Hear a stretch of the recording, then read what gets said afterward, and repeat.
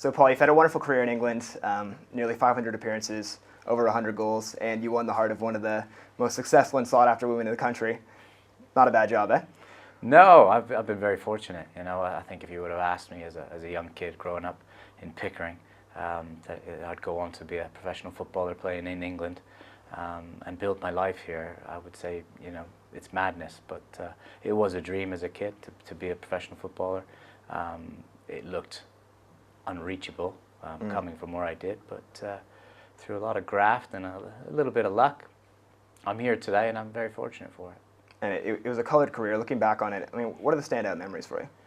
Standout memories, obviously, you know, making my first appearance for the national team, you know, to play for your country, it's special, regardless of where they are in the world standings.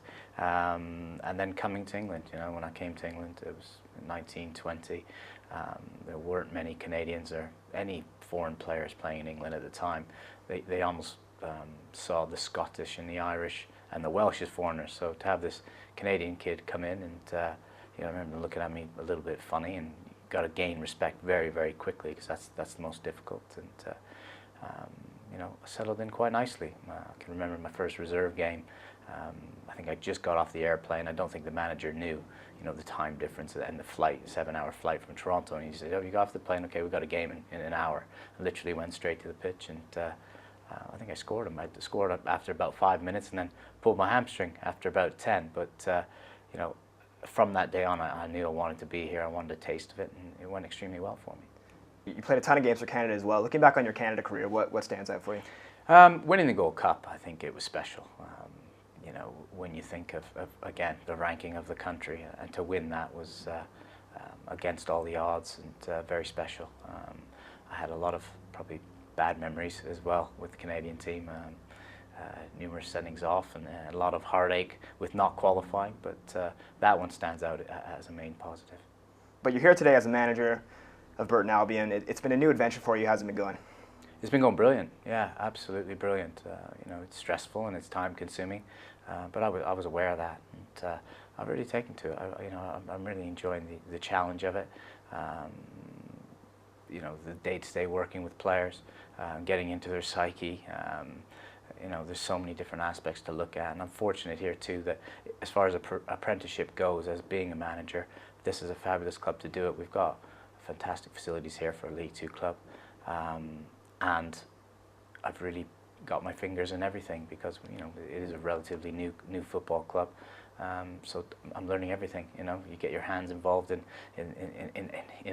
physio side, and you know, everything, because we don't have staffs of 70 and 80 people like some of these Premiership clubs. It's myself, my assistant Gary Rowett, and we got a physio, and that's it. You know, so we all muck in, and it's really enjoyable. And you're truly one of the first Canadian managers to manage at any kind of professional level in Europe. Why have there been so few? I don't really know. Good question. I think in general, Canadians, whether they don't settle well in European countries, and you know, for the few that I know have come here at the end of every season, you know, they pack up and on the next flight back home right afterwards to get home, because Canada, let's face it, Canada's a beautiful country. It's fantastic, and it's a hard place to leave. But you know, I've kind of taken to the culture here, and you know, I wasn't in a rush to get back home, and obviously married an English girl and have English children, so I've made it more of a home for myself, and maybe that's the reason, I presume. You know better than most that being a Canadian footballer in England is very difficult. It's hard to find a club, let alone stick with the club. There are probably 20 to 30 great Canadian young talents out there that are looking to find a club in Europe. Is that something you are going to try to tap into in the future? Absolutely, yeah. I would love to be able to help you know, kids get an opportunity like I've had. You know, I've been really blessed, and you know, I've made a good living, and you know, I've achieved my dream as a young kid, and if I could do that or help a young talented Canadian kid, give them an opportunity, then by all means I would certainly do that. And you know, trying to, it's difficult because it's time consuming, but you know, I'm in contact with some of my old coaches back home, and you know, always asking to see if there's any gems coming through. And last question for you, Paul. I know it's early days as a manager, but to manage your national team is a true honor. Is it something you're considering in the future? Yeah, I've literally just got my feet under the table. You know, I'm still learning the trade.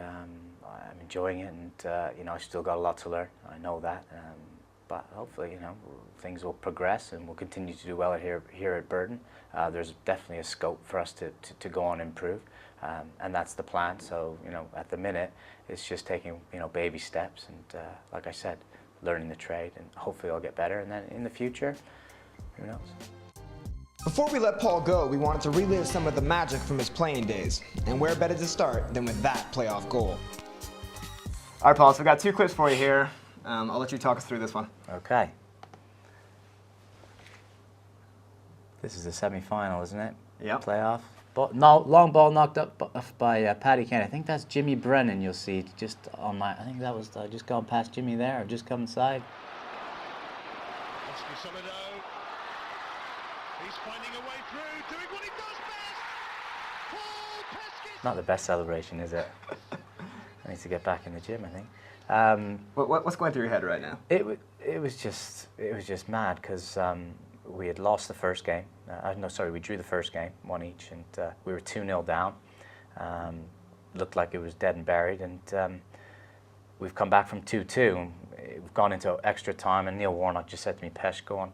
You're gonna have to go on because you're gonna have to have a penalty." And just a long ball was knocked, and to be fair, I've done all right there.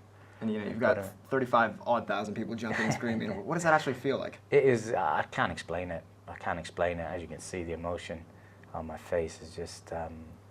You know, you completely lose all inhibition. You just go mad, and I don't think I've ever taken my shirt off before. I got no reason to, and you know, you go into this zone and you just can't believe it. You can see even Neil Warnock's response.